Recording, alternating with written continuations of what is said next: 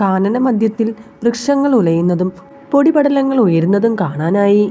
ഞാണൊലി കേട്ട ദിക്കിനിലാക്കാക്കി താടക കൊടുങ്കാറ്റുപോലെ കുതിച്ചു വരുന്നതിൻ്റെ കോലാഹലമായിരുന്നു അത്. നിമിഷ നേരങ്ങൾക്കുള്ളിൽ അലറി കിതച്ചെത്തിയ ആ കരാളരൂപിണി കൺമുന്നിൽ മനുഷ്യരെ കണ്ടപ്പോൾ അവരുടെ നേർക്ക് പാഞ്ഞടുത്തു.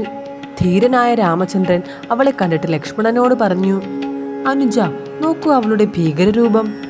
സായകമേറ്റ് കർണനാസികകൾ മുറിഞ്ഞ് അവൾ തിരിഞ്ഞോടുന്നത് നിനക്ക് ഇക്ഷണം കാണാം. എന്തായാലും അവളെ പെട്ടെന്ന് വധിക്കുന്നത് ശരിയല്ല. മുങ്കടക്കി നിർത്താമോ എന്ന് നോക്കട്ടെ. അപ്പോഴേക്കും താടക ശിലകളെടുത്ത് എറിഞ്ഞുകൊണ്ട് മുന്നിൽ നിൽക്കുന്ന മാനവന്മാരെ എതിരിട്ടു. തൽക്ഷണം രാമൻ ശരവേഗത്താൽ അവളുടെ വലതുകരം മുറിച്ചു വീഴ്ത്തി. എന്നിട്ടും കൂസാതെ വായും പിളർന്ന് മുന്നോട്ട് വന്ന അവളുടെ കർണനാസികകൾ ലക്ഷ്മണനും ഛേദിച്ചു. മായാവിയായ താടക മായയിൽ മറിഞ്ഞു നിന്നുകൊണ്ട് ലക്ഷ്മണനും രാമനും നേരെ ശിലകളും വൃക്ഷങ്ങളും പ്രയോഗിക്കാൻ തുടങ്ങി. അത് കണ്ട് വിശ്വാമിത്രൻ ഇടപെട്ടു. ശ്രീരാമചന്ദ്ര, ഇനി താമസിക്കരുത്. പരീക്ഷണം നിർത്തൂ.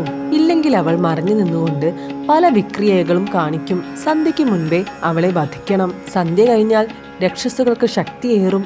ലോകരക്ഷാർത്ഥം ചെയ്യേണ്ടി വരുന്ന സ്ത്രീവധം പാതകമല്ല, രാജധർമ്മമാണ്. വിശ്വാമിത്രൻ പറഞ്ഞതനുസരിച്ച് ശ്രീരാമൻ അദൃശ്യലക്ഷ്യവേദിയായ സാധകം പ്രയോഗിച്ച് താടകയെ നിഗ്രഹിച്ചു. ശാപഗ്രസ്തയായ ആ യക്ഷിണി രാക്ഷസഭാവം വെടിഞ്ഞ് രാമദർശന സൗഭാഗ്യം ലഭിച്ച് സ്വർഗം പ്രാപിക്കുകയും ചെയ്തു.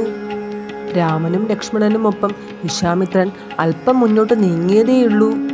അപ്പോഴേക്കും ദേവേന്ദ്രൻ മരുൾഗണങ്ങളുമായി മുന്നിൽ പ്രത്യക്ഷപ്പെട്ടു. സ്വസ്തിവാദനപൂർവം ഇങ്ങനെ പറഞ്ഞു, താപസ ശ്രേഷ്ഠ, സത്യപരാക്രമന്മാരും അസ്ത്രരൂപികളുമായി കൃശാശ്വ പ്രജാപതിയുടെ ആശ്രമത്തിൽ ജനിച്ചിട്ടുള്ള ആത്മജന്മാരെ അങ്ങ് ശ്രീരാമചന്ദ്രന് നൽകണം. ഈ രഘുനന്ദനൻ മാത്രമാണ് അത്തരം അസ്ത്രങ്ങൾ കൈവരിക്കാൻ യോഗ്യൻ. ലോകരക്ഷാർത്ഥം അതിമനോഹരമായ മംഗളകാര്യങ്ങൾ നിർവഹിക്കാനുണ്ടല്ലോ രാമചന്ദ്രനെ. ഇത്രയും പറഞ്ഞിട്ട് ദേവേന്ദ്രനും മരുൾഗണങ്ങളും മറയുകയും ചെയ്തു. വിശ്വാമിത്ര മഹർഷി ദേവേന്ദ്ര നിർദ്ദേശമനുസരിച്ച് ശ്രീരാമന് ദിവ്യാസ്ത്രങ്ങൾ നൽകുവാൻ സന്നദ്ധനായി.